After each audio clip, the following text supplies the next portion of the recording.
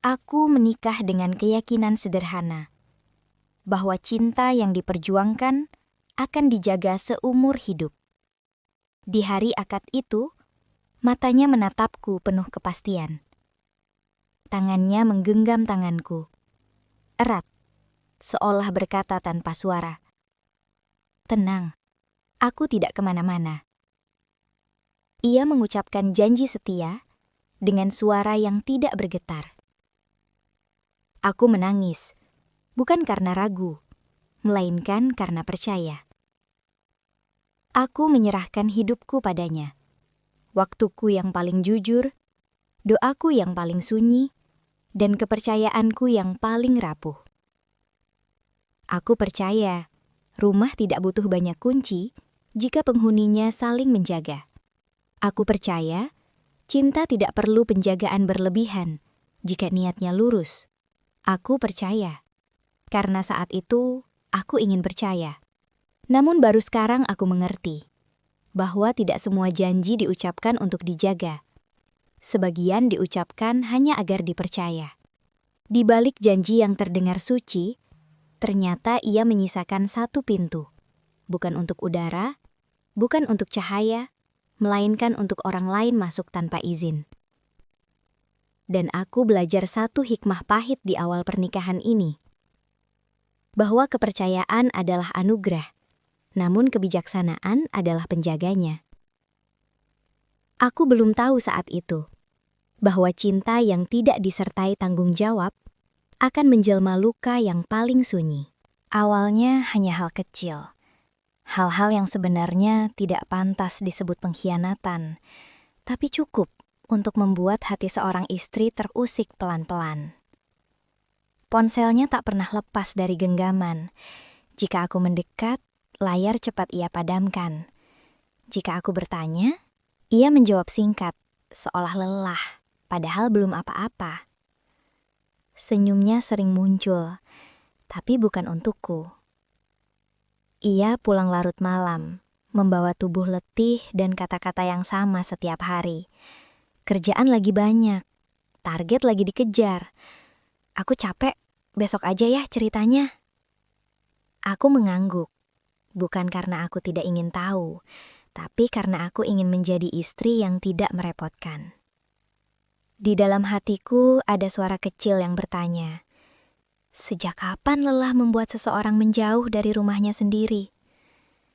Tapi suara itu segera kutenangkan. Aku memilih percaya. Karena cinta seringkali bukan soal apa yang kita lihat, melainkan apa yang ingin kita yakini.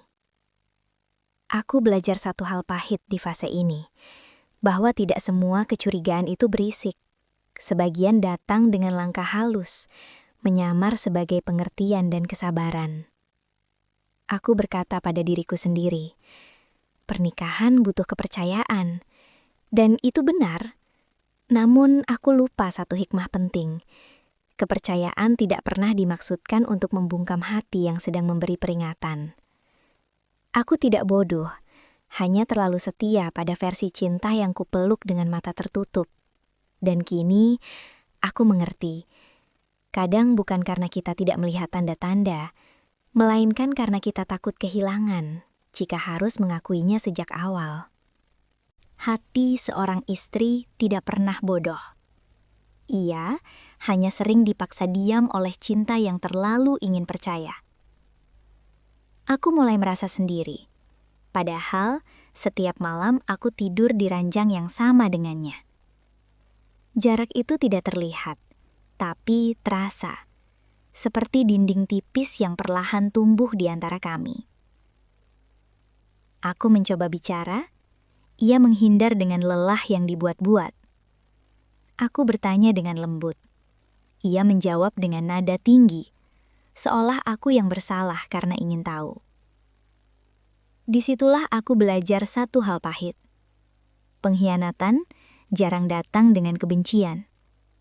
Ia datang dengan kebohongan yang rapi, dengan alasan yang terdengar masuk akal, dengan sikap dingin yang disebut sibuk. Aku mulai meragukan perasaanku sendiri, menyalahkan hatiku yang gelisah, menyebut intuisi sebagai kecemburuan. Padahal, seringkali hati perempuan bukan salah. Ia hanya lebih dulu menangkap getaran yang belum berani diakui pikiran. Dan dari sunyi yang semakin panjang itu, aku memahami hikmah yang menyakitkan namun jujur. Ketika seseorang membuatmu merasa berlebihan hanya karena ingin dimengerti, bukan cintamu yang salah, melainkan kejujuran yang sedang ia sembunyikan. Hari itu aku tidak berniat mencari apapun. Aku tidak membuka ponselnya dengan curiga. Aku tidak berniat menjadi istri yang mengintai. Tapi kebenaran, rupanya, punya caranya sendiri untuk muncul. Ponselnya bergetar di atas meja. Layarnya menyala. Dan di sanalah kata-kata itu terpampang. Terlalu jelas untuk diabaikan. Sayang, aku kangen. Kapan kita ketemu lagi? Aku nggak sabar menunggu kamu. Bukan namaku. Bukan untukku. Dadaku langsung sesak, seperti ada tangan tak terlihat yang meremas jantungku perlahan. Tanganku gemetar saat aku membaca lebih jauh. Bukan satu pesan, bukan satu hari. Ini bukan kesalahan sesaat, ini pilihan yang diulang. Di detik itu aku belajar satu kebenaran pahit. Pengkhianatan jarang terjadi tiba-tiba. Ia tumbuh pelan-pelan, diberi ruang, dipelihara oleh kebohongan kecil yang dibiarkan. Aku duduk terdiam lama sekali, bukan karena tidak tahu harus berbuat apa, tetapi karena hatiku sedang berusaha menerima kenyataan bahwa orang yang paling kupercaya adalah orang yang paling tega melukaiku. Namun di balik rasa hancur itu, ada satu hikmah yang pelan-pelan kupahami. Kebenaran tidak pernah datang untuk menghancurkanmu. Ia datang untuk menyelamatkanmu, meski caranya menyakitkan. Hari itu duniaku runtuh, benar. Tapi hari itu juga aku berhenti hidup dalam kebohongan. Dan itu adalah awal dari kesadaranku sebagai seorang perempuan yang layak dihormati.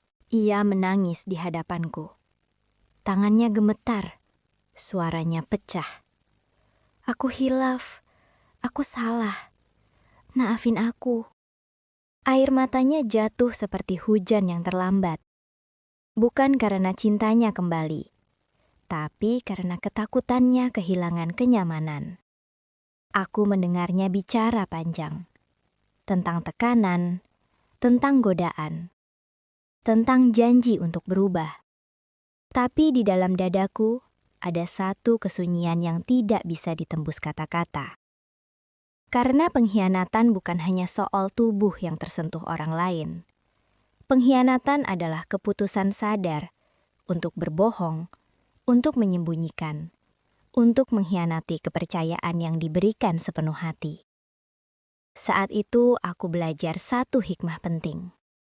Tidak semua tangisan lahir dari penyesalan. Tidak semua permintaan maaf lahir dari kesadaran. Ada maaf yang diucapkan bukan untuk menyembuhkan orang yang dilukai, tetapi untuk meringankan rasa bersalah pelakunya. Aku bisa memaafkan, karena memaafkan adalah caraku membebaskan diri dari amarah. Namun aku juga mengerti satu hal lain yang tak kalah penting. Memaafkan tidak selalu berarti melanjutkan. Memaafkan tidak selalu berarti melupakan.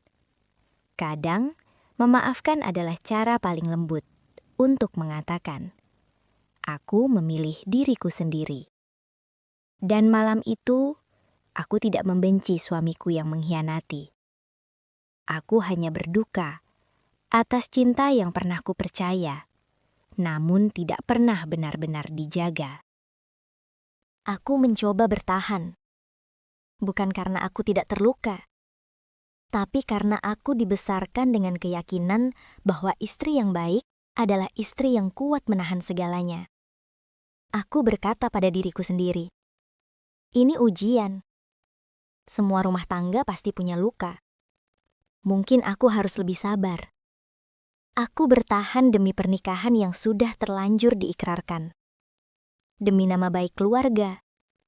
Demi harapan yang meski rapuh, masih ingin kupertahankan. Namun perlahan aku menyadari satu hal yang menyakitkan. Bertahan tidak selalu menyelamatkan. kadang justru menghabiskan. Setiap hari aku tersenyum sambil menyimpan curiga. Setiap hari aku menahan tanya yang tak pernah benar-benar terjawab. Setiap malam aku tidur di sampingnya. Dengan hati yang terus berjaga, tak pernah benar-benar beristirahat. Aku hidup, tapi seperti bayangan dari diriku sendiri. Senyumnya kini selalu membuatku bertanya, untuk siapa senyum itu sebenarnya? Sentuhannya terasa asing, karena kepercayaan yang dulu membuatnya hangat telah hilang entah kemana. Saat itu aku belajar satu hikmah pahit. Pengkhianatan tidak selalu membunuh dengan keras. Kadang ia membunuh perlahan, dengan rasa ragu, dengan ketakutan, dengan hilangnya damai dalam hati. Dan di tengah semua itu, aku akhirnya bertanya jujur pada diriku sendiri. Apakah bertahan selalu berarti kuat? Ataukah ada saatnya pergi justru bentuk keberanian paling besar? Karena aku memilih berhenti menyakiti diriku sendiri. Pertanyaan itu belum terjawab. Tapi untuk pertama kalinya, aku tidak lagi hanya memikirkan dia dan pernikahan ini. Aku mulai memikirkan diriku. Suatu malam, aku berdiri lama di depan cermin. Lampu kamar redup, tapi cukup terang untuk memperlihatkan wajah yang lelah itu. Mataku cekung, senyumku hilang. Perempuan yang menatap balik padaku terasa asing, seperti seseorang yang terlalu lama berusaha kuat, sampai lupa caranya bahagia. Aku bertanya dalam hati, kapan terakhir kali aku tertawa tanpa rasa curiga? Kapan terakhir kali aku merasa aman diperlukan orang yang kusebut suami? Aku sadar, selama ini aku sibuk mempertahankan pernikahan, tapi mengorbankan diriku sendiri. Aku memaafkan berulang kali, namun tidak pernah benar-benar dihargai. Aku mencintai sepenuh hati, sementara ia mencintai dengan sisa-sisa. Di cermin itu, aku akhirnya berani berkata, pelan tapi jelas. Aku memilih diriku sendiri. Bukan karena aku egois, bukan karena aku menyerah, tapi karena aku mengerti satu hal penting. Cinta tidak seharusnya membuatmu kehilangan harga diri. Kesetiaan tidak seharusnya dibayar dengan luka yang berulang. Dan pernikahan bukan alasan untuk membiarkan dirimu hancur perlahan. Anehnya, setelah kalimat itu keluar, aku tidak merasa bersalah. Tidak ada gemetar. Tidak ada tangis berlebihan. Yang ada hanyalah kelegaan. Malam itu, aku belajar sebuah hikmah pahit namun menyelamatkan. Kadang keberanian berbesar bukanlah bertahan, melainkan berani berhenti demi menyelamatkan diri sendiri. Pergi tidak membuatku langsung bahagia. Tidak ada musik kemenangan. Tidak ada perasaan lega yang instan. Yang ada hanyalah sunyi. Sunyi yang awalnya menakutkan. Aku pulang ke rumah yang lebih sepi, menjalani hari tanpa pesan darinya, tanpa suara langkah yang dulu ku kenal. Tapi di balik sunyi itu, aku menemukan satu hal berharga. Aku tidak lagi terluka setiap hari. Aku tidak lagi menunggu penjelasan yang tidak pernah jujur. Tidak lagi menebak-nebak siapa yang ia pikirkan saat menatap layar. Tidak lagi memaksa hatiku untuk kuat di tempat yang terus melukainya. Aku belajar hidup perlahan.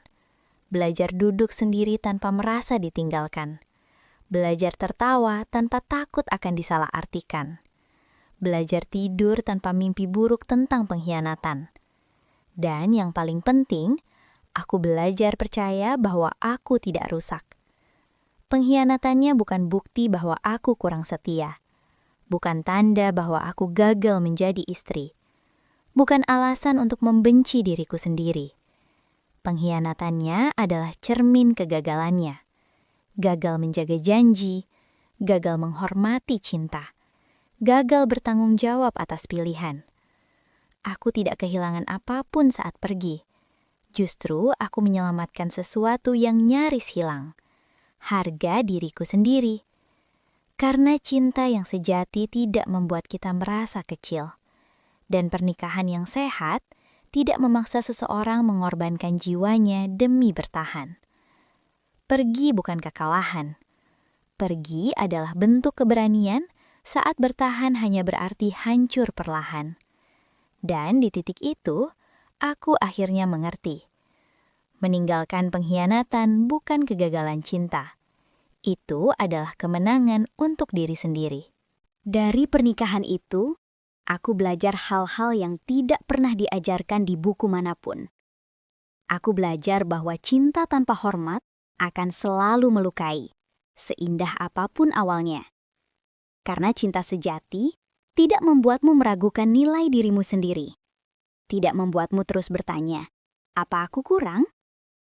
Aku belajar bahwa kesetiaan bukan janji di mulut, bukan air mata penyesalan, bukan pula kata maaf yang diulang berkali-kali. Kesetiaan adalah pilihan yang dibuat setiap hari, bahkan saat tidak ada yang melihat, bahkan saat godaan terasa dekat. Dan aku belajar tentang diriku sendiri, bahwa perempuan yang terus disakiti bukan karena ia lemah, bukan karena ia bodoh, bukan karena ia tidak tahu harus pergi.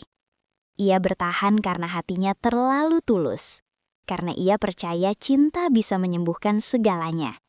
Karena ia setia, bahkan ketika kesetiaan itu tidak dibalas. Tapi kesetiaan pada orang yang salah bukanlah kebajikan, melainkan pengorbanan yang tidak perlu. Hari itu aku mengerti satu hikmah besar. Mencintai orang lain tidak boleh membuatmu kehilangan dirimu sendiri. Dan jika harus memilih antara mempertahankan pernikahan atau mempertahankan harga diri, maka aku memilih yang kedua. Karena cinta sejati tidak pernah meminta kita untuk hancur demi orang lain. Hari ini aku masih belajar mencintai lagi. Bukan dia, melainkan diriku sendiri. Aku belajar mengembalikan hal-hal kecil yang dulu hilang. Cara tertawa tanpa waspada. Cara tidur tanpa rasa curiga, cara berharap tanpa takut dikhianati. Tidak mudah. Ada hari-hari ketika kenangan datang tanpa permisi. Ada malam-malam ketika hatiku bertanya, apa aku kurang? Namun setiap kali pertanyaan itu muncul, aku menjawabnya dengan lembut. Tidak, pengkhianatan bukan cermin kekuranganku, melainkan bukti kegagalannya menjaga amanah. Aku tidak malu pernah menikah dengan pengkhianat, karena yang memalukan bukanlah salah memilih, melainkan menutup mata saat luka terus dibuat. Aku pernah setia, aku pernah bertahan, aku pernah mencoba memperbaiki sesuatu yang tidak pernah ingin ia jaga. Dan di titik itu, aku paham satu hikmah penting. Cinta yang sehat tidak memintamu mengorbankan harga diri. Kesetiaan sejati tidak membuatmu mengecil. Dan pernikahan yang layak tidak memelihara rahasia yang melukai. Aku tidak kalah. Aku tidak gagal. Aku selamat. Selamat karena berani pergi sebelum hatiku benar-benar mati. Selamat karena memilih pulih daripada terus terluka. Selamat karena menjaga diriku ketika orang yang berjanji melindungi justru mengkhianati. Pada akhirnya, pernikahan boleh hancur, namun harga diri harus tetap utuh. Dan hari ini, dengan nafas yang lebih ringan dan langkah yang lebih tegak, aku tahu satu hal dengan pasti. Aku tidak kehilangan apapun. Aku justru menemukan diriku kembali.